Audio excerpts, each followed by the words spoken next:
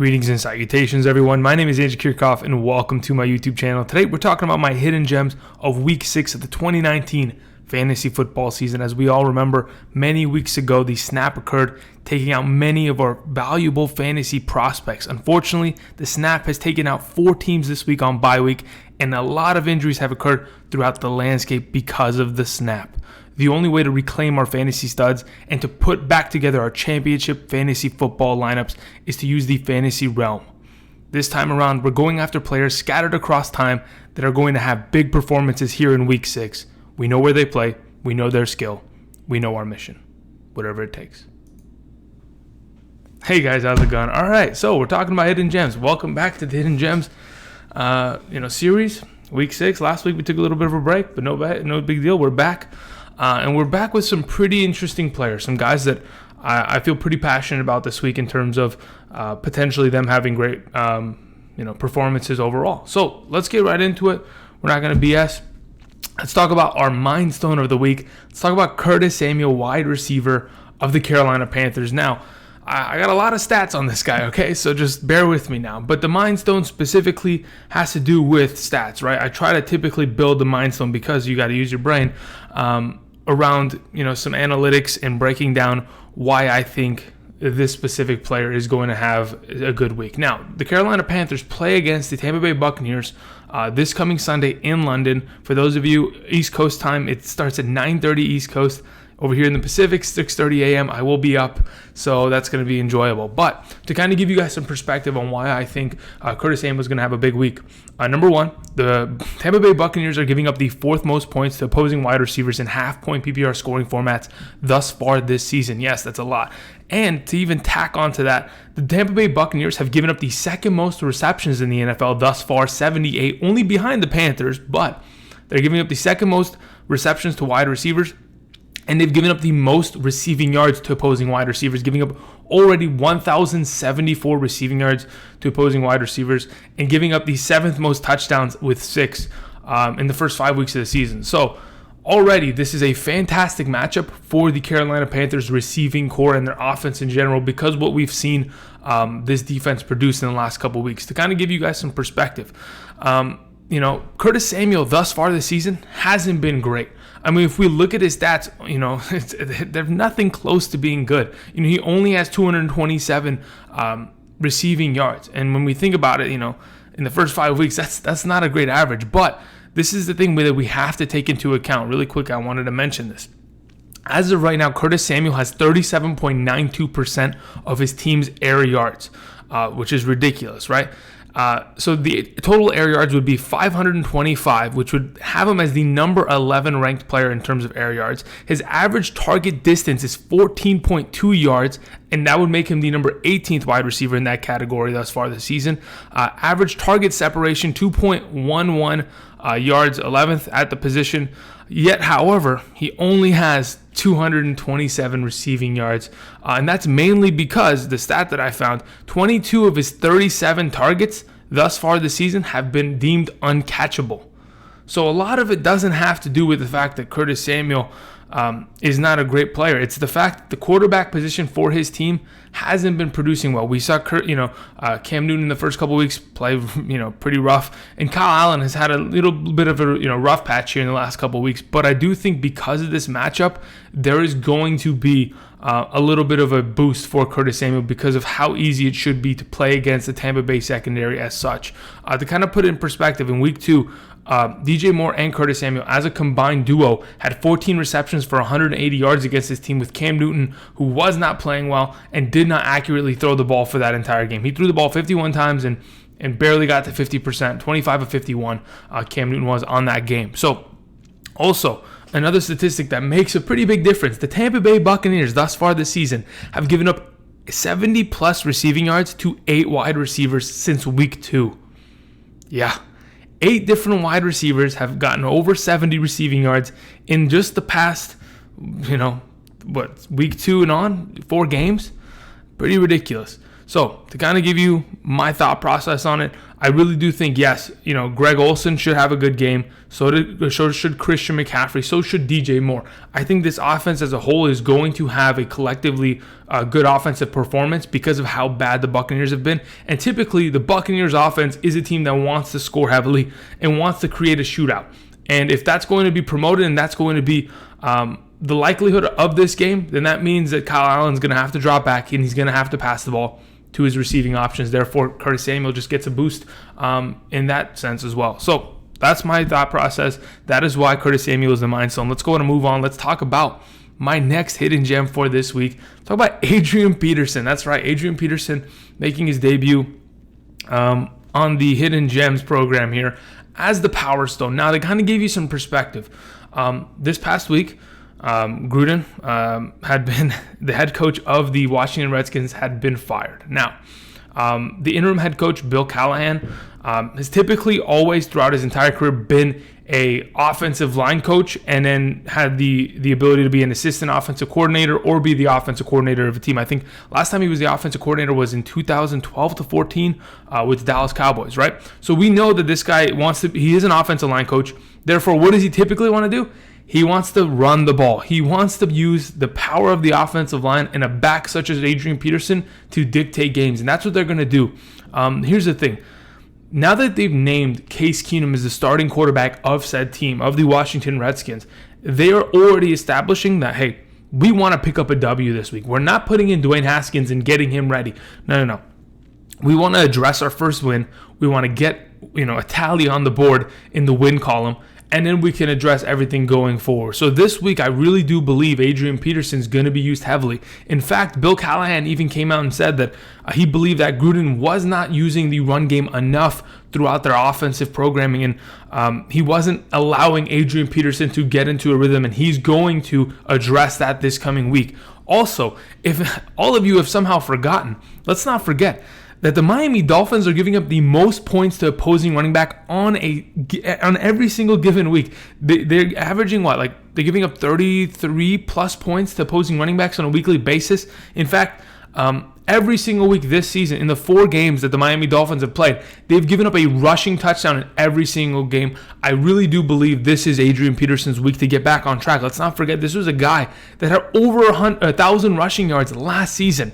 I mean, thus far this year, hasn't looked good. He's gotten everything, on the ground game stuffed because of the matchups. Their offensive lines have been a little shaky because Trent Williams has been out. But I really do think against the Miami Dolphins, they have a clear and distinct advantage up front against that defensive line in front seven. Also, to put it in perspective, thus far this season, Adrian Peterson has not been given the ball very much. He's only touched the ball 40 times for 108 rushing yards. Obviously, that average is terrible, but when you're only given the ball 10 times a game, Adrian Peterson cannot thrive like that with that kind of opportunity. Just looking back at his stats last season, Adrian Peterson had 12 or less rushing attempts in only 7 games. The rest of the games, this guy was given the ball 26 times, 22 times, 21 times. And he had monster games because of it. I think we can get back to that. And there's a potential that Adrian Peterson has himself a 20, rushing attempt game, breaks that 100 yards, has that touchdown, and just runs all over this Miami Dolphins defense and helps get these Redskins their first win of the season. I think that's a very good opportunity and a very high likelihood of happening. So Adrian Peterson, they're going to power run. They're going to use you. You're the Power Stone this week. Let's go ahead and move on. Let's talk about my next hidden gem for Week 6 of the 2019 fantasy football season. Keke Coutee. All right. Keke Coutee. Man, that's a good image, right? I don't know what it is. It's just perfect. Whoever took that picture, fantastic. But Keke Coutee, the reality of the situation as it currently sits right now between the Kansas City Chiefs and the Houston Texans, I personally believe this is going to be a shootout of a game. It's in Kansas City, and from what we've seen the Houston Texans produce in the last couple of weeks and what we've seen the Kansas City Chiefs lacking in, I do believe Tyreek Hill is going to play this week. Therefore, he's going to have a bomb. Whether it's him or Mecole Hardman or Travis Kelce or it's Damian Williams, LaShawn McCoy, this offense is going to try to get back on track, and I really do believe they're going to be able to do so. So, where does that leave the Houston Texans? Well, the Houston Texans primarily use 2 wide receiver sets. In fact, that's typically all they want to run. They want to use 2 wide receiver sets throughout all of their formations, and that's what they've typically done in the last couple of years. Obviously, Will Fuller's injury in years prior has definitely, made a pretty big impact on him being able to contribute as the number 2 wide receiver more effectively or more commonly. But as of thus far this season, him and DeAndre Hopkins, both of them playing over 97% of snaps each of the last 2 weeks and being big contributors in this offense as we've seen. So where does that leave Keke Coutee? If they're only using, and I just realized that I didn't put the extra E in his last name, but you know what? I'm going to get over it. That just knocked me off my mojo there. Anyway, so what I was saying, where does that leave Keke Coutee in this offense? With Kenny Stills being a little bit injured and probably being limited in this week's game, when they spread their formation out and they go into 5 wide, which they do very often, in fact, I do believe a guy like Keke Coutee can be used effectively and efficiently to be, that little slot receiver that they need. They need a receiver to catch the ball in short yardage situations. What we've seen the Houston Texans do, in fact, is the opposite with like a guy like Duke Johnson. In fact, they've targeted the running back position in the passing game less than almost any other team in the National Football League. I think the Rams are last place, and there's only a couple other teams that are less than the Texans. I think they're in the third worst in terms of targeting running backs. Deshaun Watson needs to get the ball out of his hands. The pass rush is going to get after him. The offensive line at times is going to struggle. Therefore, he's going to have to get the ball out of his hands in a game that offensively he needs to score every drive. And I do believe the implementation of Keke Coutee is going to make an impact this week. We've seen this guy, when healthy, have monster games, especially last season. He had 4 games in which he scored 10-plus fantasy points in the playoffs against the Colts. Dude had like 14 targets, 11 receptions, over 100 receiving yards. We've seen him be a very good part of this offense. And hopefully they can continue to tap into that. And the hype that we saw this offseason of, surrounding Keke Coutee, hopefully that comes back. Because a lot of us, really do believe in a guy like this, and hopefully we get to see something out of it. So moving on, let's talk about my next hidden gem for this week. We're talking about the time stone. Now, you may be thinking, Andrew, didn't the snap take away 4 teams on bye? Absolutely. That's the case. But what we're doing is we're putting back the Fantasy Gauntlet in order to bring these people back. Now, what I wanted to mention for this week is that in the time stone, we really have to look into the future. That's right. We have to look into the future at the millions. What is it? Oh, man, I wish I remembered it. Oh, my God. How many different futures did Doctor Strange see? It was like 14,600,000, something like that, right? Am I crazy? All right. Anyway, but we got to look into the future, and we have to look at the potential matchups that are coming in the direction of the Buffalo Bills. Yes, they're on a bye week, but I really want everybody to know just how valuable this team is going to be in the next 5 weeks, especially for those of you who are in need of big performers at a wide variety of positions to help you make the playoffs. Number 1, their schedule is unbelievably easy. The Dolphins, Eagles, Redskins, Browns, Dolphins. That's the next 5 weeks. You get to play the Dolphins twice, get to play the Redskins once. The Eagles are not that good in the secondary. And the Browns, we just saw what happened to the Browns against the 49ers. They don't look good. So as of right now, the way that I believe this team is trending, the Buffalo Bills defensively can lock people down. Offensively, as long as Josh Allen is in a rhythm, not turning over the ball, they can be effective. They're going to get Devin Singletary back. So a guy like Devin Singletary off the waiver is not a bad idea, especially against these matchups. Josh Allen, who potentially has been dropped in your league because of this bye week, is not a bad pickup. John Brown, not a bad pickup at all. Zay Jones is gone, has been traded to the Raiders. Where does Cole Beasley stand? He's the number 2 wide receiver of this team. I'm telling you guys, also, pick up the Buffalo defense. If they are available in your league, they need to be rostered. Imagine playing the Dolphins. Okay, the Eagles may be a little bit tricky, but Redskins, Browns, and Dolphins, those are free matchups for the next 5 weeks. I do think investing in the Buffalo Bills for the next coming weeks, looking into the future, it should be pretty good for them, and that's why he's the time stone for this week. It's not technically Josh Allen, but it's the Bills offense and team as a whole going forward for fantasy football. That's why I'm using the time stone for him this week. And that's all I needed to say. So let's go ahead and move on. Let's talk about my next hidden gem for this week, Marquise Goodwin. All right. So Marquise Goodwin is a little bit tricky considering the fact that the 49ers don't really use wide receivers as heavily as other offenses do. What we've seen in the last couple of weeks has not been great. Dante Pettis completely disappeared. Deebo Samuel doesn't do anything. Marquise Goodwin continues to be the number one wide receiver of this team, which is pretty promising because at least we have an established number one outside of George Kittle or potentially, them running the ball, which they want to do heavily. Marquise Goodwin gets to play against the Los Angeles Rams this weekend. To kind of put it in perspective, the Rams in the last 2 weeks have been absolutely terrible. In terms of stopping the passing game, they are inept. They cannot do it. So where does that, lead us? As of right now, Aqib Talib, the number 2 cornerback of this Rams defense, opposite of Marcus Peters, will be out this week. Well, he's a pretty good cornerback, but they have struggled collectively. But losing a good cornerback like this and a leader like this does not help your secondary whatsoever. Clay Matthews, broken jaw. He's not going to be there either. So there's less of a pass rush coming in the direction of Jimmy Garoppolo. So what are we looking at here? We're looking at a Los Angeles Rams defense that has been awful at home. And in fact, not at home in general, but in the last 2 weeks, have been so bad in the last 2 weeks that they have given up 8 passing touchdowns. In the last 2 weeks, 8 passing touchdowns. 4 to Jameis Winston and 4 to Russell Wilson this past Thursday. Actually a couple Thursdays ago, because yesterday was that New England Patriots game that, anyway.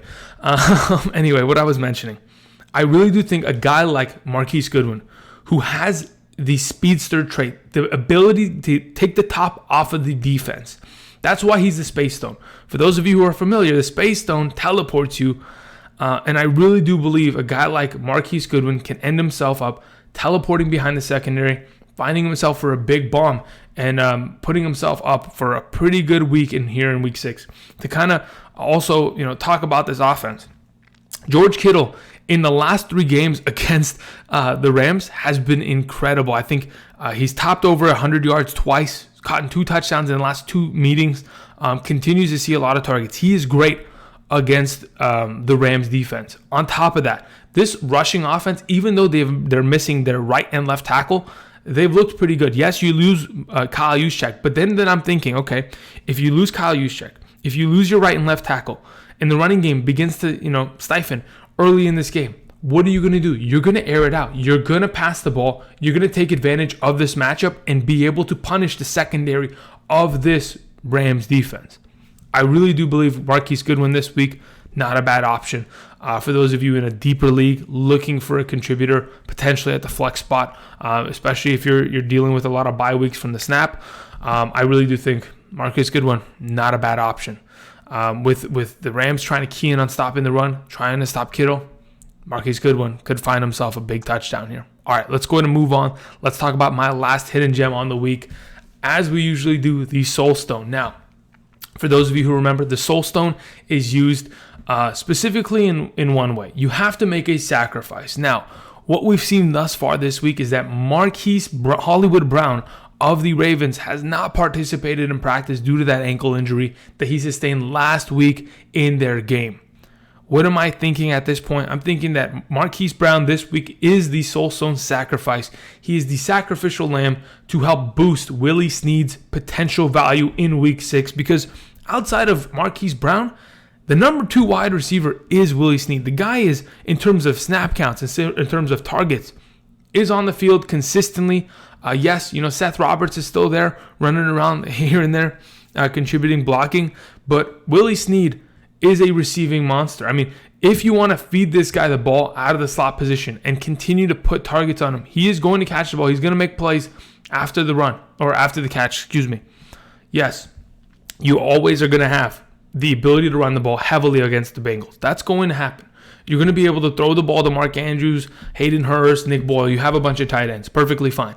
But I do believe that because of the fact that Lamar Jackson threw 3 interceptions last week, he's going to have to look in the mirror and kind of establish himself. He's going to come out, get into a rhythm, short yardage completions, find Willie Snead in the slot position, and feed this offense until you can mosey on down the field, get yourself into a rhythm, and score. I do think Willie Snead, potentially because of the matchup, has the upside of a touchdown. His floor sits at, 5 receptions, 50 yards in a PPR.